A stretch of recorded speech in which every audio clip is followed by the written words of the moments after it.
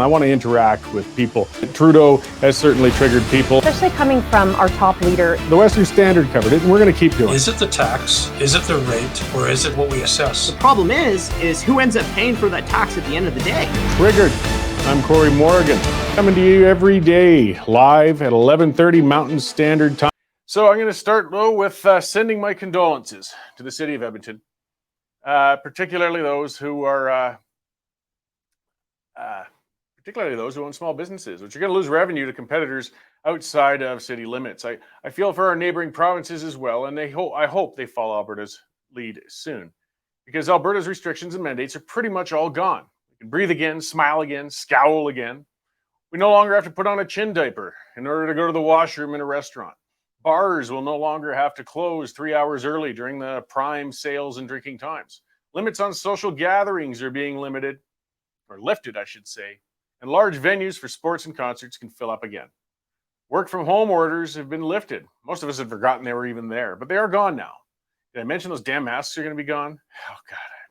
Aside from public transit, taxis, and care homes, at least. Hopefully they're going to be gone, and most of those as well soon, too. If the prospect of having these restrictions lifted frightens you, all I can say is too damn bad. Your fear is not my problem. Quit trying to make it so. There's nothing to stop the fearful from wearing masks wherever they please. They can choose to find work they can do from home, and they can get all their products delivered. Become an introvert.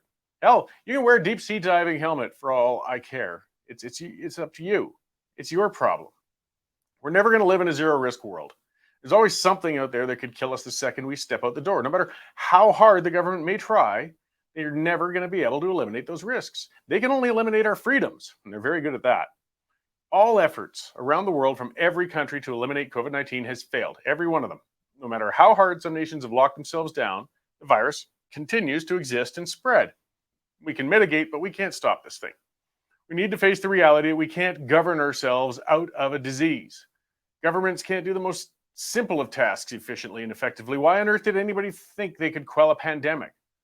All of those who've chosen to be vaccinated have done so now. Leave those who have chosen not to alone. Quit chasing them around, messing with their lives and demonizing them.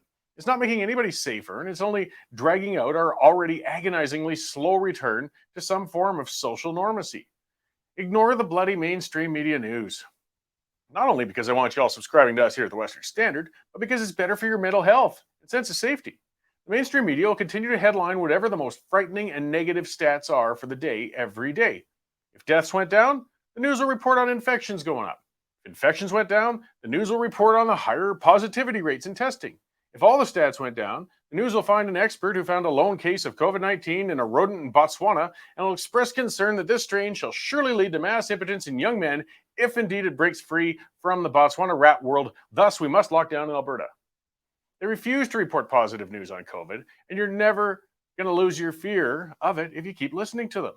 Doctors like NDP Joe Vipond will continue to get airtime, and he's going to continue to fearmonger. They have no power, though, if you don't listen to him. We got to remain on guard, though. Not for the virus. That's never going away. We just have to live with it. We have to watch for the moves on the government's part to go back into restrictions. Remember, we sang all these celebratory tunes less than a year ago as we entered the best summer ever, only to be locked down again by fall. They can and will do it again if given a chance. The protests, they helped. Even if no authorities will admit it, I hope they understand the protests will be back with a vengeance if the restrictions return. For now, though, let's enjoy that breath of freedom. We've been long overdue to draw it in. And at the same time, remember that freedom could be fleeting. We can lose it quickly if we don't remain on guard. I've said it before and I'll say it again. The battle of the last 2 years has never been about health. It's been about control. Citizens have regained some personal control. Be sure to guard it carefully and jealously, because it can be fleeting, as I said.